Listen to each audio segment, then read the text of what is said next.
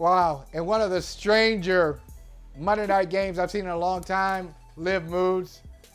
The Denver Broncos beat the Buffalo Bills in Highmark Stadium. That's the ironically named Highmark Stadium because some of the lowest points we've seen from the Buffalo Bills have happened in the last couple of years. And Liv Moods, this is a game, no matter how it's being played out and talked about in Buffalo, you had yourself a time last night. You had yourself a time. I did.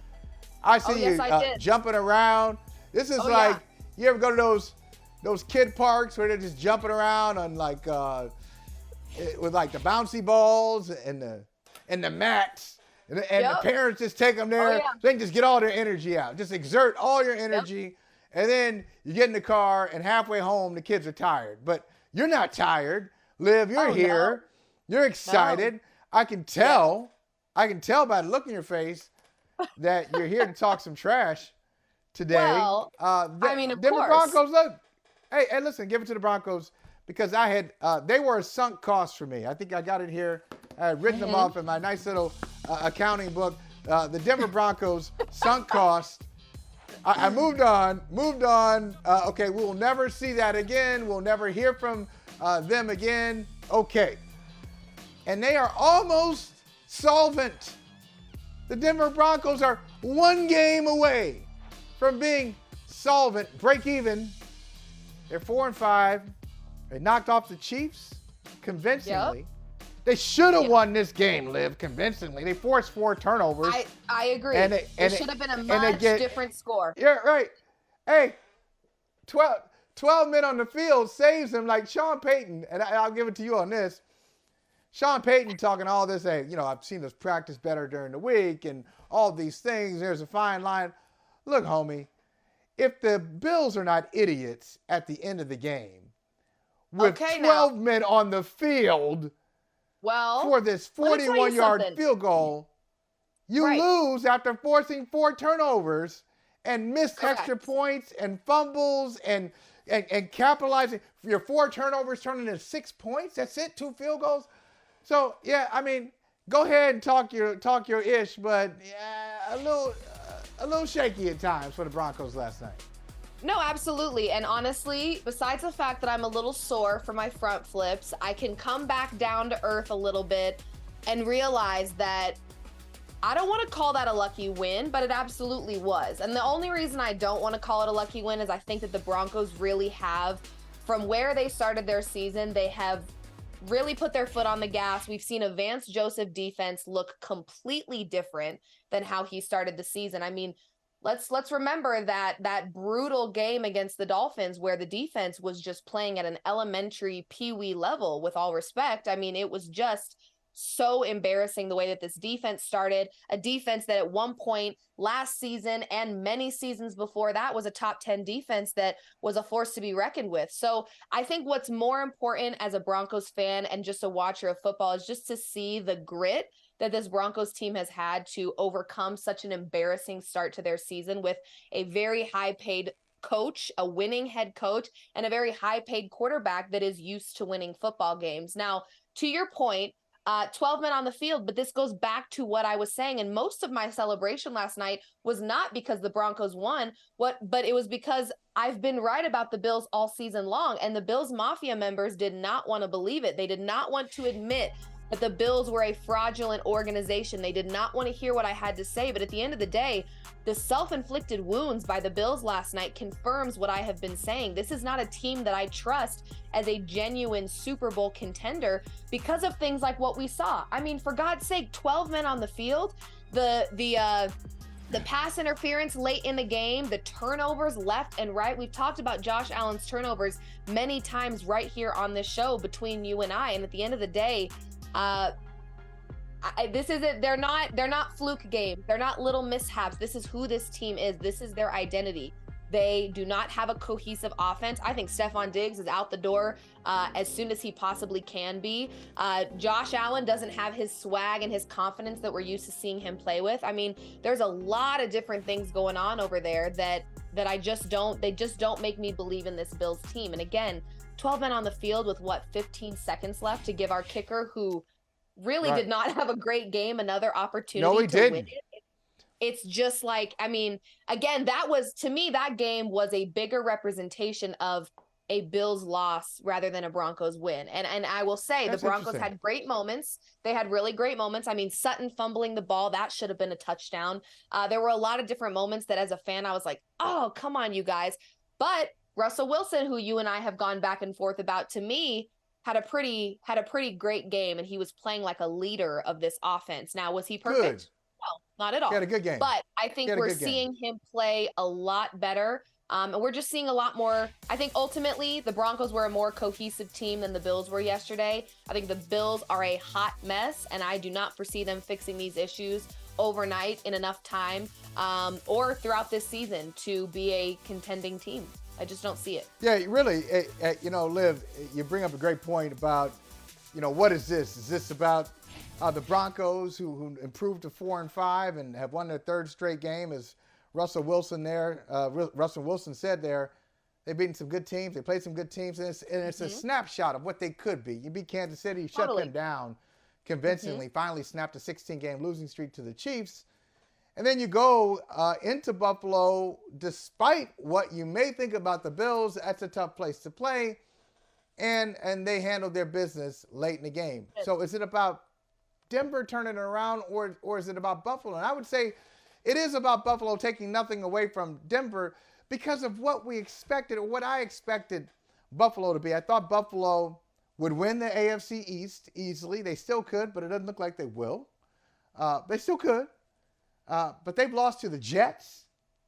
They lost to the Jets, and they've lost to the Patriots. Are you kidding me? Now, they've beaten the Dolphins. They lost to the Jets and Patriots, and you're 5-5. That doesn't look so good. But I thought they'd win the AFC East, no-brainer. I thought they would be in the conversation for those three best teams in the American Football Conference, in the whole conference. I think they're like a Super Bowl contender. I don't have them going to the Super Bowl, but I expected great things from the Bills, mostly because of that guy right there, Josh Allen. I know a producer in Boston, Rob Snyder, I got to give him credit. He said, he called Josh Allen last night. He said, he's Mac Jones with tools. with all the turnovers. Wow. He was like, he's a five-tool Mac Jones. He can run, and he's got a strong arm, but he turns it over just like Mac Jones. He leads the league in turnovers, 11 picks, 2 fumbles. I mean, come on. Josh Allen, what the hell happened to you, bruh? So it's not just that they're 5-5 and not just that they're not leading the AFC East, but they seem to be disintegrating.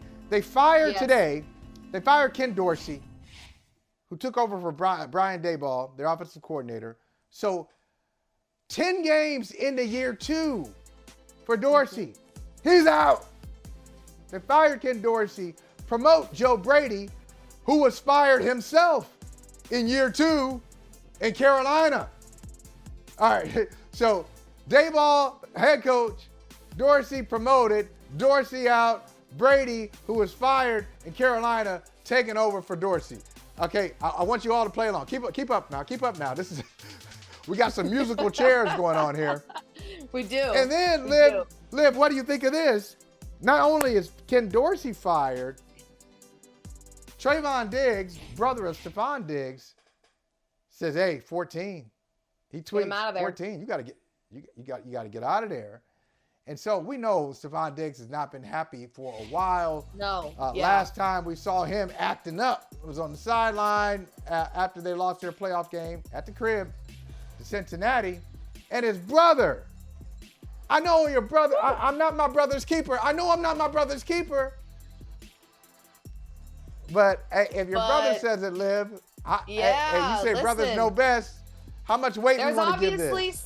There's obviously some brotherly conversations that are going on here because I don't think we have had the full story on Stephon Diggs for quite some time. I mean, we started this season off with him not showing up to certain things, and now everyone's reading into it a certain type of way, and then he comes out and he's like, everyone, quit reading into it. I'm fine. The energy's not giving fine. The energy's not giving happy. The energy's not giving I want to be here. And do I blame him? Not necessarily. But I think one of the bones that I have to pick with the Bills, that I think is something that they need to address for guys like Stephon Diggs and whomever else is there, is they don't really know who to blame at this point. And that's where my frustration Ooh. lies. I'll give you an example. I'll set the scene. Last night I took Yeah. James Cooks over, right? Fumbles the ball on the first play. Ouch.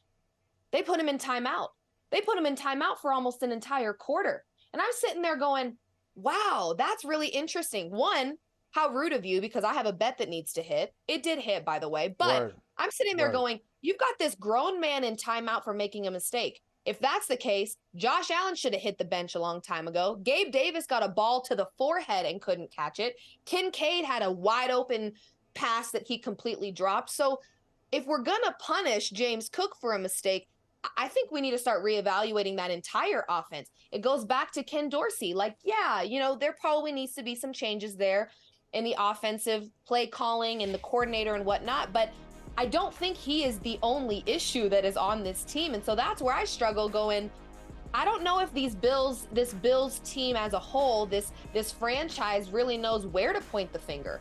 So let's just eliminate who seems to be the problem right now. But we're overlooking multiple games where things have gone bad, where, again, that was just one example for me where I'm like, you've got this grown man basically in timeout in the corner for a mistake. If that's the case, I think your whole starting lineup should have hit the bench a long time ago. Maybe in the Jets game, maybe in the Patriots game. I mean, so I think one of their biggest issues right now is they don't know where to even look to address the issue. There's so many different little messes that they don't know where to start the cleanup process. And that's the problem. Yeah, Liv, it's a great point. Look, I've been, obviously, where I live, I watch the Bills very closely, and I've watched their ascent to championship contention. Mm-hmm. So for many years, I mean, it's amazing. Now, I got to give Sean McDermott credit for getting them to this point where they can even disappoint you. Because I've seen so many Buffalo coaches who have just not gotten the job done over the years. I mean, whether it's Mike Mularkey, there's so many guys I've seen come in and out of Buffalo. Guys you've forgotten about. Guys who were coaching in Buffalo for a little bit and then just went by the wayside, because the Patriots in their dynastic years just owned the Buffalo Bills. I mean, it was just like, there was like a 25-game stretch where they won like 22 of them or 23. It was crazy. So I've seen Buffalo go through, here's the next franchise quarterback. Here's the next franchise quarterback. Oh, he didn't work out. He didn't work out. Next coach, next general manager, next regime, always. And so Sean McDermott has done a really good job, along with Brandon Beane. They've done a good job of drafting well, of developing Josh McDaniels. They brought in Brian Daboll. Daboll was a coordinator for Josh Allen for 4 years, got him to an MVP level. They've won the AFC East 3 straight years.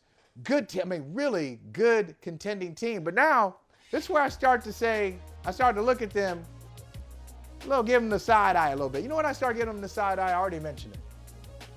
That playoff loss, Liv, to Cincinnati. Yeah. The game, I just want to set the scene for you. You want to talk about scene setting? Okay, let's get the scene setting. Yeah, set it. Here we go. Liv, have you ever been to Orchard Park? You ever been to Buffalo? You ever been to Buffalo? No, never. Okay. I don't think I should go over there anytime soon because they absolutely hate me. I'll be in trouble. All right. So I'll stay swing by and go to Niagara Falls. Swing by, just head to Niagara Falls. Not on the state side, on the Canadian side. Go to friendly territory. Go to Canada. Okay, good. I can do that. But let me tell you, and I say this with love, it's a miserable place. Buffalo's miserable. It's miserable. I once heard Bill Belichick and one of his best friends having a serious conversation. They weren't laughing. I was like, this is the craziest conversation I've ever heard. They were having a conversation about how many times they've seen the sun in Buffalo. Oh.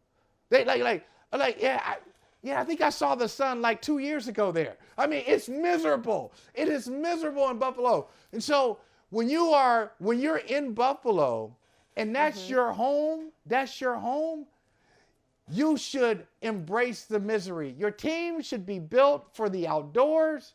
Yeah, you're going to pass the ball, whatever. But if it gets ugly, because it usually does in Buffalo, and it starts to snow and it's windy, you should have the advantage over your opponent. So I say all that to say the Cincinnati Bengals went to Buffalo. Home game for the Buffalo Bills, playoff game. It's snowing, it's nasty. And guess who got pushed around in the snow? Buffalo. They act like they couldn't run the ball. They couldn't. Cincinnati went in there and was like, oh, this is good. We're good in Buffalo. This is like, oh, we like the elements. And Buffalo looked overwhelmed and totally confounded by the elements. So they're not built, you're right, they're not built for who they are and where they are. And they have no idea what they're doing. They have a defensive coach in Sean McDermott.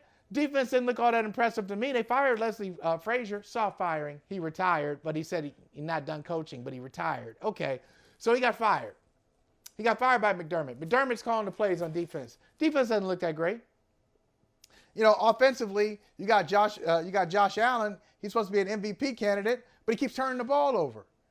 You don't really have anybody. Your running game, and nobody's afraid of your running game. Like, what the hell are you? What are you? You got Stephon Diggs. You got a number one receiver. You don't throw him the ball. Yep. What are you? Is it fair to say, because this was kind of my main point when I called them fraudulent. Now, I think Bills Mafia just needs to go look this word up.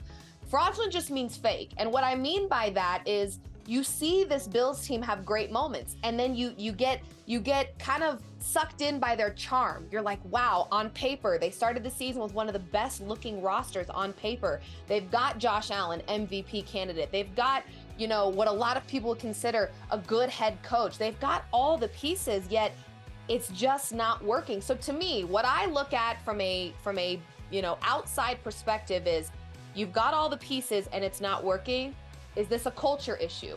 What is going on with this environment where you can't take all these really positive pieces and put them together and get something positive out of it? It just feels like there is something missing. And you mentioned the constant rotation of coordinators and coaches and franchise quarterbacks.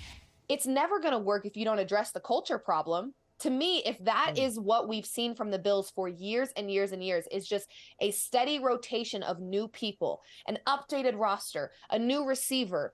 Like, if it's never working, if it's not, and by working, I mean this. Yes, you made the playoffs. Yes, you won the AFC East, but isn't the end goal to win a Super Bowl? Isn't that what they all want to do? And so if you're not getting to that point, something's got to give. Something's got to give. I mean, great things don't happen overnight, but this is now an issue we're looking at with this Bills team years and years and years. So this is not an isolated season. This is not an isolated game or bad loss against the Broncos. It's their identity. And that's exactly what I said in my video clip that had Bills Mafia just up in arms. I said, what is the identity of this team? Because you look at them on paper and you go, oh, that's a contender for sure. They've got Allen, they've got Diggs, they've got a solid defense, they're well coached. Yet we're still in the same position season after season where it's just not clicking. To me, that seems like a culture problem. Yeah, I like that chart there. But you know what I like better, y'all? I hate to put you on the spot. Can we bring up Liv Moods popping bottles again? That image of Liv. Just like, I mean, the celebration.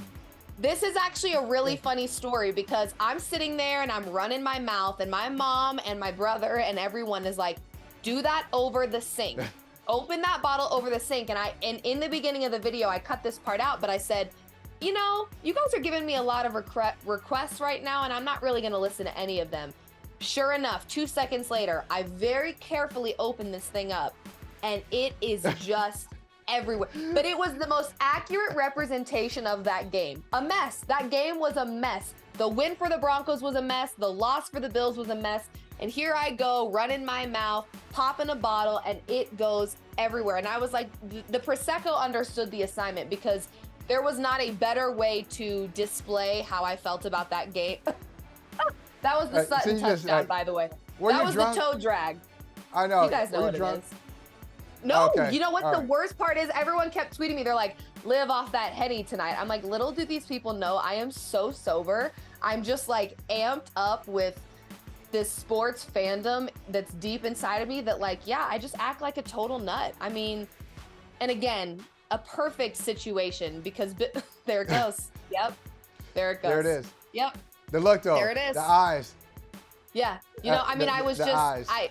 believe it or not, every video you have seen so far is 100% sober Liv. So when people ask me, Okay. Liv, why aren't you outside? Why don't we see you downtown? This is why. Because I'm good enough. Look at me. I'm having the time of my life. I mean, I don't need alcohol to have fun. Clearly. Clearly you don't. And you know what? You were popping. And I'll say this as we get ready to talk to Ashley Nicole Moss in a little bit. Hey, I was popping. That bottle of pop was for me too, because our Denver Broncos.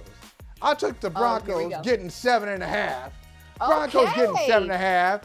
I took that, which made for, and I'll talk about it later in more detail later in the week, which made it a perfect week for my bets. Your money. I make the bets. You make the money. I put a little paper. Does that mean you're a Wilson believer? Paper in your pocket. Are you a Wilson believer? Oh, well, here we go. It was just good for the moment. I thought it was a good bet. Hey, thank you for watching Brother from Another. If you haven't hit that subscribe button, go ahead and do that now. Don't forget you can catch us 3 to 4 weekdays on PeacockTV.com and on Sirius XM Channel 85.